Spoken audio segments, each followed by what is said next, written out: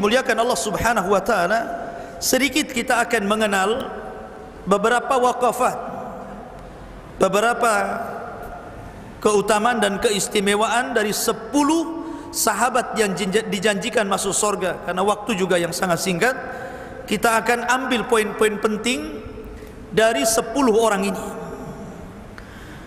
Yang pertama, Abu Bakar.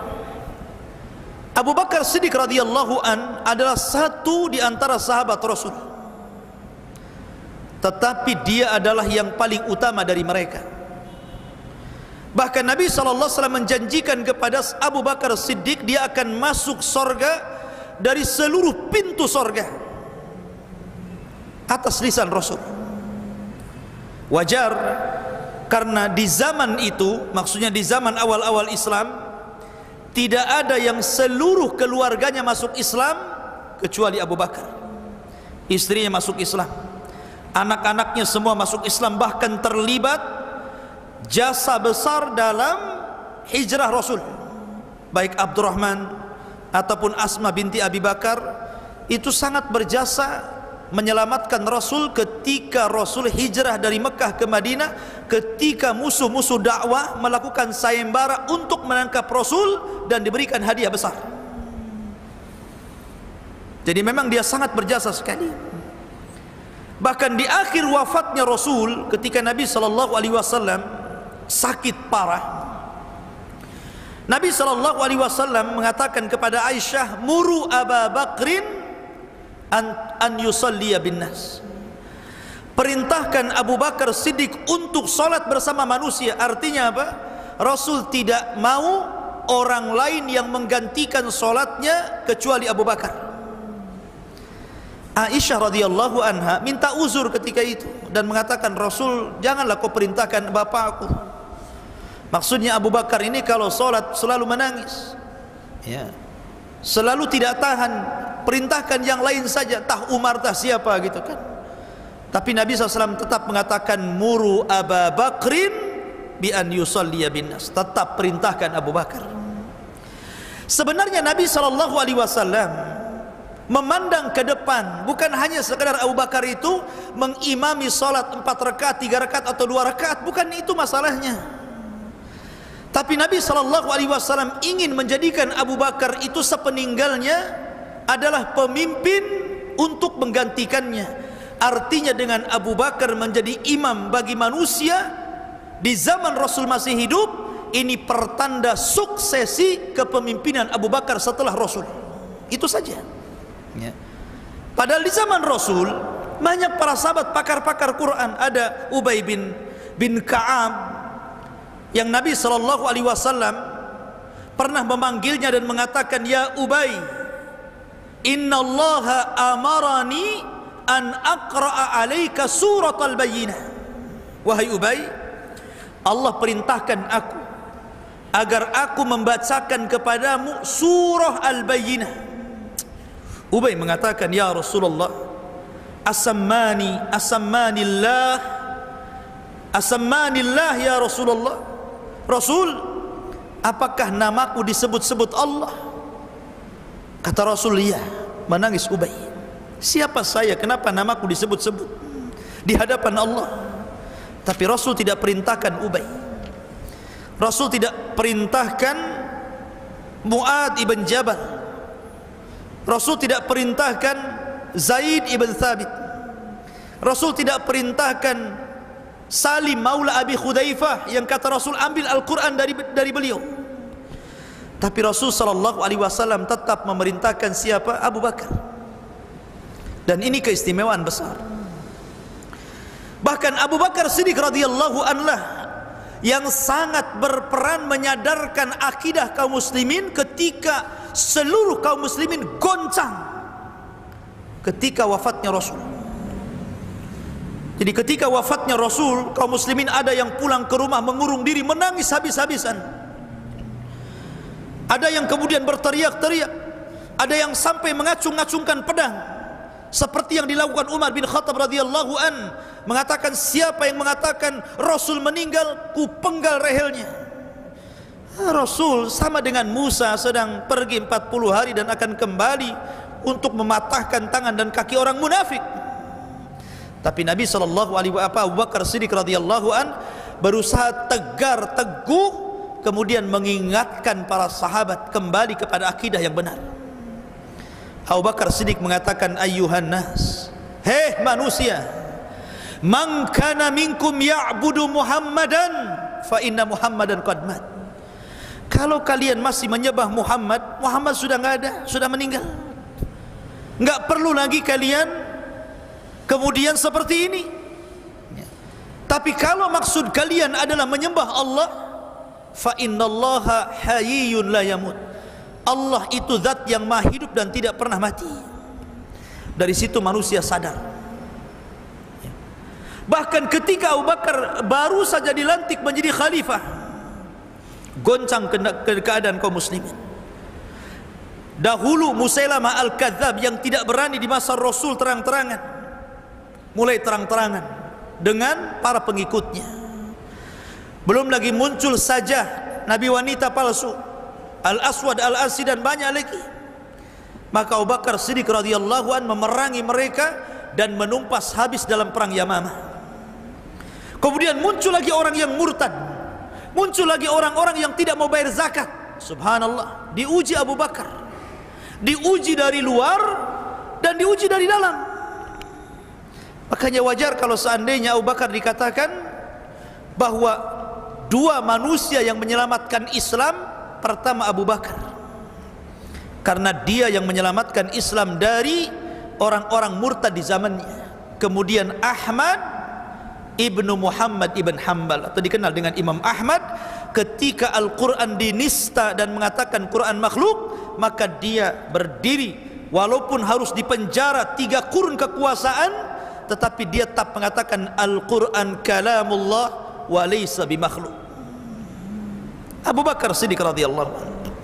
Summa Umaru, kemudian Umar, ma'ruf Umar, disebut Al-Faruq, pembeda, satu-satunya sahabat Rasul yang masuk Islamnya fathan lil Islam, membuka kemenangan dalam Islam. Tidak ada sahabat di awal Islam berani sholat di depan Ka'bah, tapi setelah Umar masuk Islam, mulailah satu persatu berani itu sholat depan Ka'bah. Kenapa? Ada backing, macam-macam lapor sama Umar. Karena Umar ini semenjak zaman jahiliyah pun sudah ditakuti dia kan, orang yang besar, tinggi gitu kan, dan sangat digadang-gadangkan oleh Quraisy untuk menjadi pemimpin mereka. Sehingga Umar wajar kalau kemudian disebut Al-Faruq, pembeda. Banyak permasalahan dalam Islam itu disebabkan Umar. Contoh tentang permasalahan khamar.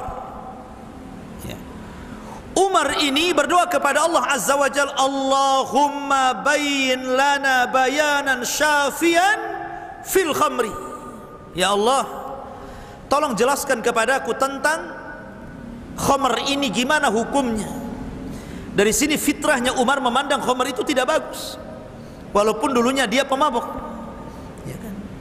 Tapi setelah dia masuk Islam, betul-betul dia menjadi orang yang berbalik 180 derajat gitu kan, menjadi orang yang subhanallah perhatian kepada agama, sehingga dia melihat khamar ini kurang bagus, maka dia berdoa kepada Allah Azza wa Jalla untuk diterangkan hukumnya.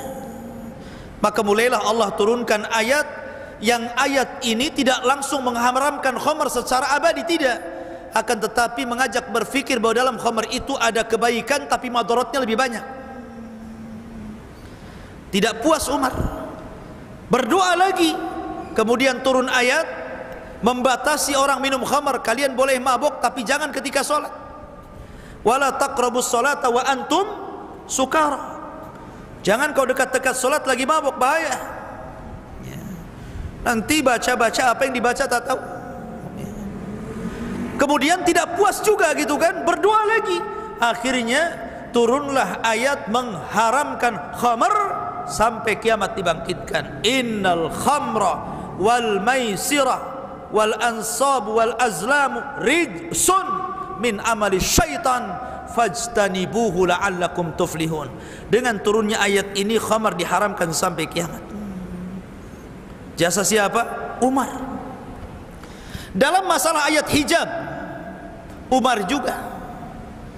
Kemudian solat di belakang makam Ibrahim, Umar juga. Karena dulu makam Ibrahim itu melekat di Ka'bah.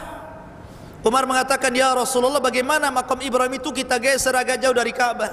Subhanallah, orang jahiliyah itu adalah orang penyembah macam-macam berhala, nyembah pohon, nyembah batu, nyembah macam-macam orang jahiliyah itu.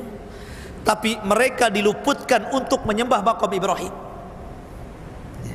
Padahal makam Ibrahim itu salah satu makhluk yang Allah turunkan dari sorga. Kata Rasul, al-maqam wal hajar ruknani minal jannah, bahwa hajar aswad dan makam itu dua makhluk yang dari sorga.